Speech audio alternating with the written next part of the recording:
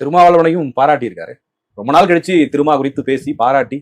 நீங்க உங்களுக்கு ஆச்சரியமா இருக்குது, எனக்கு உண்மையை தெரியல. ஏன்னா பலமுறை திருமாவளவனை அவர் பாராட்டி இருக்கிறார். இல்ல அரசியல் ரீதியா ஒரு பிரிவு ஏற்பட்ட பிறகு அந்த மாதிரி பேசல, இப்பதான் பேசுறாரு. இல்ல அந்த கருத்துல அவர் மாறுபடல. அதே மாதிரி திருமாவளவன் அந்த கருத்துல இருந்து மாறுபடல. ஏன்னா இருவருமே அந்த நினைச்சு பார்க்கக்கூடிய அந்த தன்மை இருக்கு. அதெல்லாம் திருமாவளவன் இருக்கிற மனித நேயத்தை நான் பாக்குறேன். அதே நேரத்துல ஐயா அவர்களிடம் இருக்கக்கூடிய அந்த தன்மையும் பாக்குறேன்.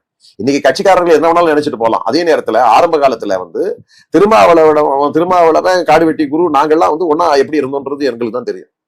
எல்லார்ட்டையும் அன்பு காட்டினார். நாங்கெல்லாம் அவரு பாமக கேடர் லீடர் மாதிரி இருந்தாரு திருமாவளவன். உங்களுக்கு தெரியாது, அந்த மாதிரி இருந்தாரு அவரு. எங்க வீட்டு செல்லப்புள்ள அவர். யாரு?